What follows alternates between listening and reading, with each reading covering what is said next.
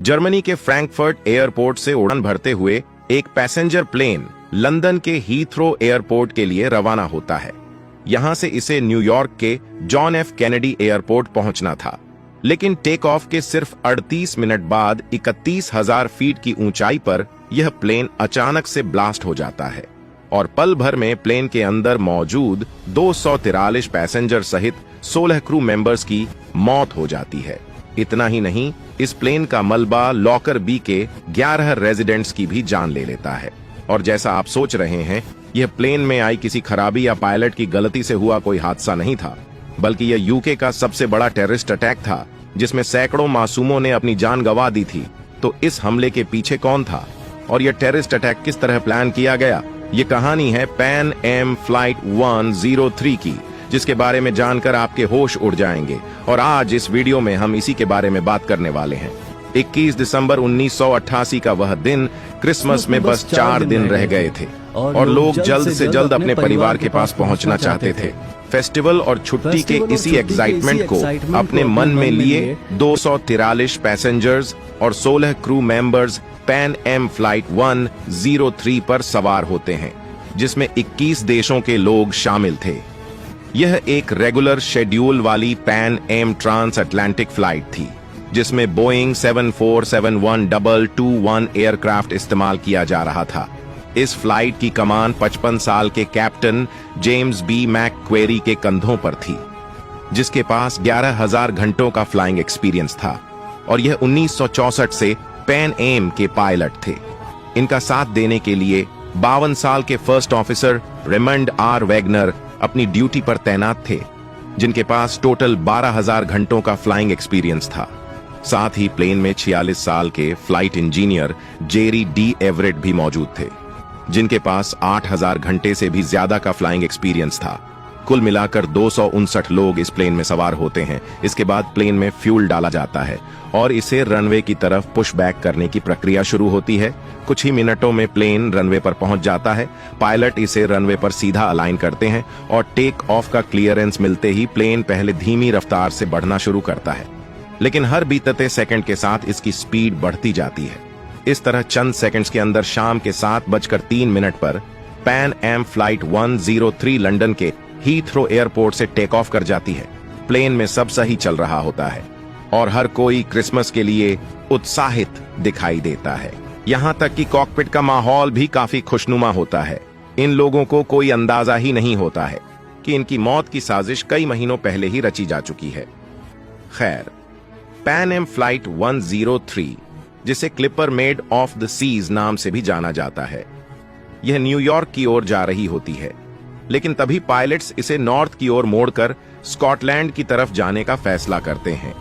असल में पायलट्स उत्तरी अटलांटिक के पास वाले ट्रैक का फायदा उठाना चाहते थे, क्योंकि अटलांटिक में हवाएं अक्सर ही तेज हो जाती हैं, जो आमतौर से पश्चिम से पूर्व की ओर चलती हैं।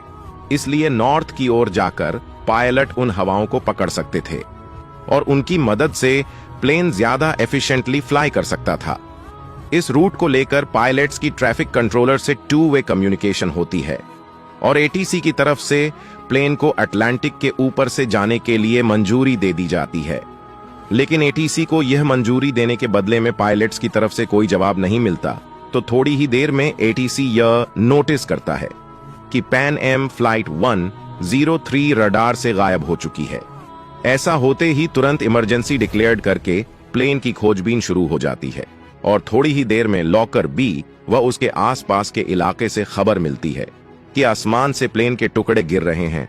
कुछ समय बाद पता चलता है कि इस प्लेन में बहुत बड़ा धमाका हुआ है। यह एक्सप्लोजन इतना जबरदस्त था कि प्लेन कई छोटे छोटे पार्ट्स में टूट गया था और इसका मलबा कई मील तक फैल गया था।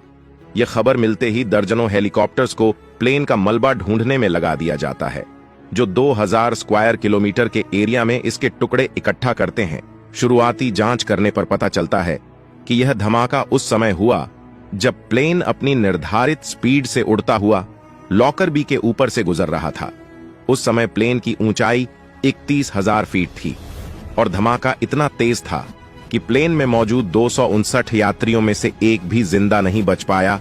इस प्लेन में 190 अमेरिकन्स मौजूद थे, जिनमें 35 सिरकुस यूनिवर्सिटी के स्टूडेंट थे। जो छुट्टियों में अपने घर यूनाइटेड स्टेट्स जा रहे थे। साथ ही इसमें 43 यात्री यूनाइटेड किंगडम से थे, तो वहीं 3 इंडियंस भी थे। लेकिन इस ब्लास्ट में सिर्फ उन लोगों की ही जान नहीं गई जो प्लेन के अंदर मौजूद थे, बल्कि जमीन पर मौजूद लोगों के लिए भी यह प्लेन उनकी मौत बनकर बरसा था। असल में Pan Am flight 103 Lockerbie के एक रिहायशी इलाके के ऊपर ब्लास्ट हुई थी और ज्यादा ऊंचाई होने की वजह से इस प्लेन के टुकड़े इतना फोर्सफुली नीचे गिरे थे कि उनकी चपेट में आकर 11 लोगों की मौत हो गई थी। इस हादसे ने पूरी दुनिया को झंझोट कर रख दिया था। लेकिन सबसे बड़ा सवाल यह था कि आखिर प्लेन में धमाका कैसे हुआ। प्लेन में धमाका होने के बाद जब इसके मलबे की जांच होती है तो पता चलता है कि यह हादसा इंजन फेलियर या प्लेन के किसी पार्ट में आई खराबी की वजह से नहीं हुआ था, बल्कि पैन एम फ्लाइट 103 में एक बॉम्ब ब्लास्ट किया गया था। यह खबर काफी ज्यादा शॉकिंग थी, लेकिन इन्वेस्टिगेटर्स के लिए इस मामले की तह तक पहुंचना अभी भी बाकी था। आगे जांच करने पर प्लेन के मलबे में एक जैकेट और बच्चों के कुछ कपड़े मिलते हैं जिनके चिथड़े उड़ चुके थे। इन कपड़ों पर मेड इन माल्टा का लेबल लगा हुआ था। ऐसे में इन्हें किस शॉप से खरीदा गया, इस पर जांच शुरू कर दी जाती है। खोज करते हुए इन्वेस्टिगेटिंग टीम मैरिज हाउस नाम के एक स्टोर पर पहुंचती है जिसके मालिक का नाम टोनी गोची था। पूछने पर पता चलता है कि यह कपड़े उसी की शॉप से लिए गए थे, लेकिन जिस आदमी ने इसे खरीदा था उसने एक छाता भी लिया था। हैरानी की बात यह है कि रिचर्ड्स को प्लेन के मलबे में छाते का एक टुकड़ा भी मिला था।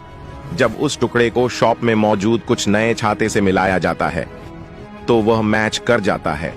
लेकिन सवाल यह था कि आखिर इसे खरीदा किसने था। गोची बताता है कि इसे खरीदने एक आदमी आया था जो देखने में यहाँ का लोकल नहीं लग रहा था। उसका एक्सेंट भी अरेबिक था और वह कोई भी रैंडम कपड़े उठा रहा था। गोची आगे बताता है कि उस व्यक्ति ने बच्चों के बहुत सारे कपड़े लिए जिसमें हर एक का साइज अलग था। अरेबिक एक्सेंट के बारे में जानने के बाद इन्वेस्टिगेटिंग टीम को ख्याल आता है कि इस हादसे में 16 दिन पहले यानी 5 दिसंबर को फिनलैंड की यूएस एम्बेसी में कॉल आई थी जिसमें अरेबिक एक्सेंट वाले आदमी ने वार्निंग दी थी कि अगले 2 हफ्ते में पैन एम फ्लाइट को बॉम्ब से उड़ा दिया जाएगा। हालांकि इस वार्निंग के बाद अथॉरिटीज एक्स्ट्रा प्रिकॉशन लेने लगे थे। यहां तक कि एफए ने एक सिक्योरिटी बुलेटिन भी जारी किया था जिसे सभी अमेरिकन एयरलाइन करियर्स को सेंड कर दिया गया था और इसमें पैन एम भी शामिल था। लेकिन अनफॉर्चुनेटली इतने प्रिकॉशंस लेने के बाद भी वह इस ट्रेजेडी को प्रिवेंट नहीं कर सके। प्लेन के मलबे में उन कपड़ों के अलावा किसी इलेक्ट्रॉनिक डिवाइस के कुछ टुकड़े भी मिले थे जिनकी यह हालत देखने पर पता चल रहा था कि एक्सप्लोजन इसके बहुत ही करीब हुआ है। जांच करने पर पता चलता है कि ये पार्ट्स एक पर्टिकुलर टाइप के तोशिबा रेडियो का हिस्सा थे।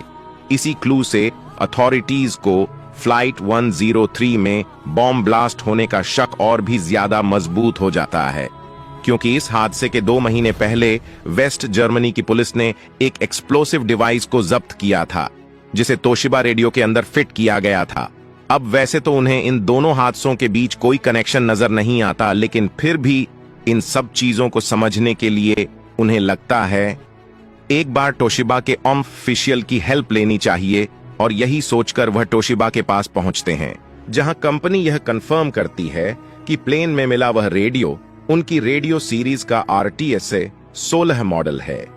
तोशिबा के कंफर्मेशन हो जाने के बाद प्लेन में मिले उस रेडियो की फॉरेंसिक जांच होती है, जहां उसके अंदर भारी मात्रा में सेटेक्स प्लास्टिक एक्सप्लोजन पाया जाता है। जानकारी के लिए बता दें, उस दौरान चेकोस्लाविया द्वारा यही एक एक्सप्लोजन मटेरियल लीबियन गवर्नमेंट को सप्लाई किया जा रहा था।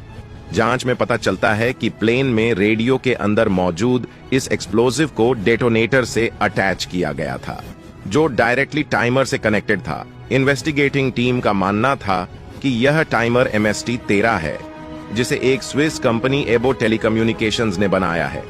असल में प्लेन के अंदर बॉम्ब ब्लास्ट होने के बाद पुलिस ऑफिसर्स और वॉलेट्स जब मलबे की तलाश कर रहे थे तो उस दौरान उन्हें स्कॉटलैंड के ग्रामीण इलाकों में प्रिंटेड सर्किट बोर्ड के कुछ टुकड़े मिले थे। बाद में उन टुकड़ों के फोटोज को जब FBI के डेटाबेस से मैच कराने के लिए भेजा गया तो पता चला कि यह एक MST 13 टाइमर है जिसके इस्तेमाल से इस प्लेन को ब्लास्ट किया गया है।